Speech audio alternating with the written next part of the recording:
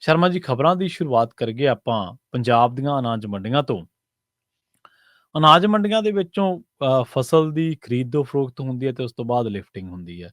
ਉਹ ਤਾਂ ਹੋ ਨਹੀਂ ਰਹੀ, ਪਰ ਖਬਰ ਇਹ ਆ ਰਹੀ ਹੈ ਕਿ ਪੰਜਾਬ ਦੀਆਂ ਅਨਾਜ ਮੰਡੀਆਂ ਹੁਣ ਮੈਰਿਜ ਪੈਲਸ ਬਣਨਗੀਆਂ ਜੀ।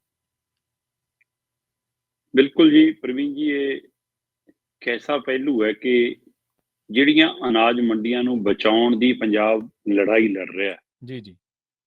ਜਿਹੜੀਆਂ ਅਨਾਜ ਮੰਡੀਆਂ ਦੇ ਹੱਕ ਹਕੂਕ ਕਿਸਾਨਾਂ ਦੇ ਹਵਾਲੇ ਨਾਲ ਇੱਕ ਸੰਘਰਸ਼ ਚੱਲ ਰਿਹਾ ਹੈ, ਹੂੰ, ਹੂੰ, ਹੂੰ। ਉਸ ਸਮੇਂ ਦੌਰਾਨ ਪੰਜਾਬ ਸਰਕਾਰ ਇਹ ਫੈਸਲਾ ਲਵੇ ਜੀ। ਕਿ ਪੰਜਾਬ ਦੀਆਂ ਮੰਡੀਆਂ ਨੂੰ ਅਸੀਂ ਮੈਰਿਜ ਪੈਲਸ ਬਣਾ ਦੇਣਾ, ਹੁਣ ਇੱਥੇ ਵਿਆਹ ਹੋਇਆ ਕਰਨਗੇ, ਡੀਜੇ ਵੱਜਿਆ ਕਰਨਗੇ। ਹੂੰ।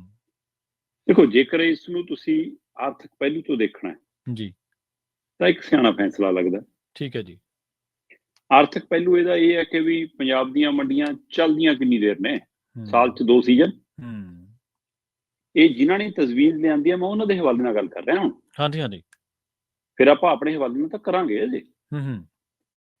ਮਤਲਬ ਉਹਨਾਂ ਦੀ ਇਸ ਤਜਵੀਜ਼ ਲਿਆਉਣ ਪਿੱਛੇ ਪਹਿਲੂ ਇਹ ਹੈ ਕਿ ਪੰਜਾਬ ਦੇ ਵਿੱਚ ਸਾਲ ਦੇ ਵਿੱਚ 2 ਫਸਲਾਂ ਆਉਂਦੀਆਂ ਜਿਹੜੀਆਂ ਮੰਡੀ ਜਿਹਦੇ ਲਈ ਖੁੱਲ੍ਹਦੀ ਹੈ, ਹੂੰ, ਹੂੰ। ਇੱਕ ਕਣਕ ਤੇ ਇੱਕ ਝੋਨਾ।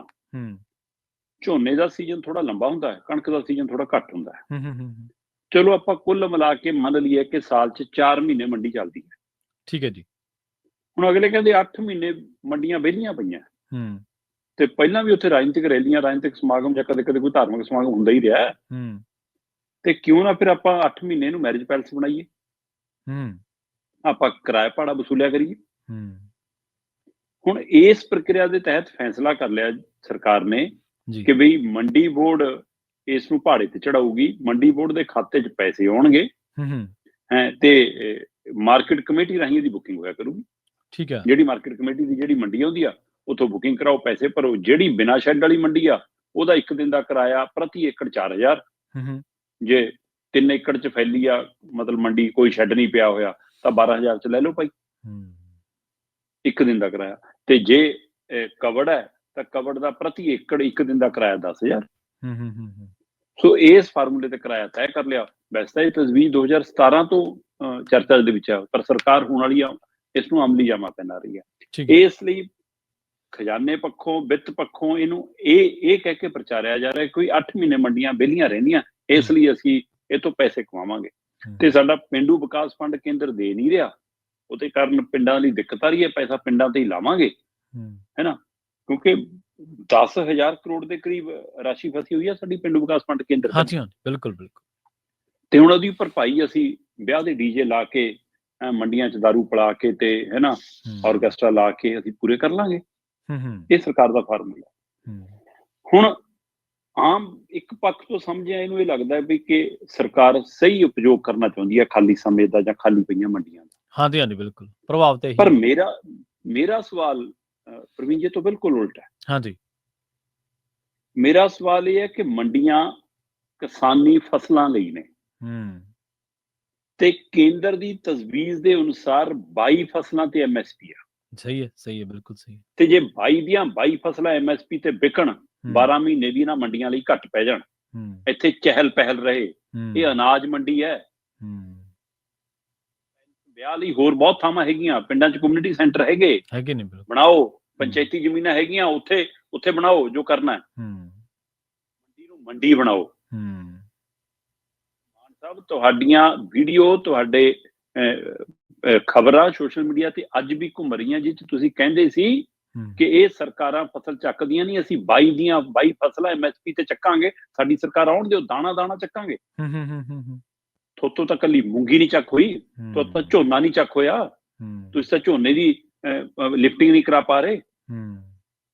ਤੁਹਾਡੀ ਉਹ ਮੰਤਰੀ ਸੀ ਜਿਹੜੀ ਕਹਿੰਦੀ ਸੀ ਚੁਟਕੀਆਂ ਮਾਰ ਕੇ 5 ਮਿੰਟ 'ਚ MSP। ਤੇ ਤੁਸੀਂ ਤਾਂ ਕੇਰਲਾ ਵਾਲੇ ਫਾਰਮੂਲਿਆਂ ਦੇ ਉੱਤੇ ਕਹਿੰਦੇ ਸੀ ਕਿ ਅਸੀਂ ਸਬਜ਼ੀਆਂ ਭਾਜੀਆਂ ਨੂੰ ਵੀ ਸੈੱਟ ਕਰ ਲਾਂਗੇ। 22 ਫਸਲਾਂ ਤੋਂ ਇਲਾਵਾ ਫਲ ਫਰੂਟ ਸਬਜ਼ੀਆਂ ਦਾ ਵੀ ਬੱਲਾ ਦਿੰਦੇ ਸੀ ਤੁਸੀਂ ਤਾਂ।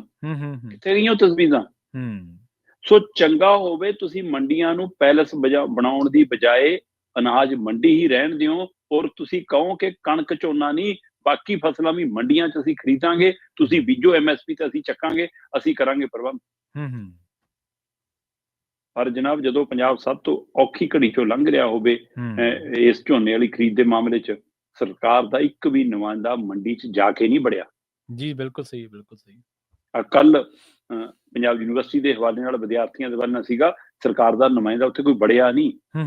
ਮਤਲਬ ਪੰਜਾਬ ਦੇ ਹਵਾਲੇ ਨਾਲ ਜੇ ਉਹਨਾਂ ਦੀ ਯੂਨੀਵਰਸਿਟੀਆਂ ਖੋਹੀਆਂ ਜਾ ਰਹੀਆਂ ਤਾਂ ਇਹ ਮਤਲਬ ਸਾਡਾ ਗਿਆਨ ਖੋਇਆ ਜਾ ਰਿਹਾ, ਸਾਡਾ ਹੱਕ ਖੋਇਆ ਜਾ ਰਿਹਾ, ਤੇ ਸਾਤੋਂ ਮੰਡੀਆਂ ਖੋਹੀਆਂ ਜਾ ਰਹੀਆਂ ਸਾਡੀਆਂ, ਤੁਸੀਂ ਜੜ੍ਹਾਂ ਖੋਦਣ ਤੇ ਆ ਗਏ।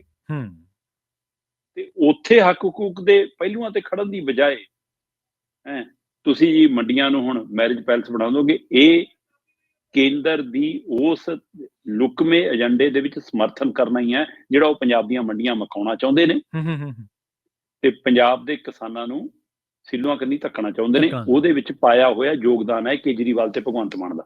ਜੀ, ਅੱਛਾ, ਜਿਹੜੇ ਮੈਰਿਜ ਪੈਲਸਾਂ ਦੇ ਜਿਹੜੇ ਢਾਂਚੇ ਉਹ ਟੈਂਟ ਦੇ ਰੂਪ ਦੇ ਵਿੱਚ ਅਸਥਾਈ ਹੋਣਗੇ ਜਾਂ ਸਥਾਈ ਹੋਣਗੇ? ਨਹੀਂ, ਜਿਹੜੀਆਂ ਖੁੱਲੀਆਂ ਮੰਡੀਆਂ ਨੇ, ਜਿਵੇਂ ਆਪਾਂ ਪਿੰਡਾਂ 'ਚ ਆਪਣਾ ਟੈਂਟ ਲਾ ਲੈਂਦੇ ਸੀ, ਟੈਂਟ ਆਪਣਾ ਲਾਓ, ਕੁਰਸੀਆਂ ਆਪਣੀਆਂ ਲਾਓ ਤੇ ਕਰ ਲਓ। ਠੀਕ ਹੈ ਨਾ, ਉਹ ਬੰਦੇ ਨੇ ਕਰਨਾ।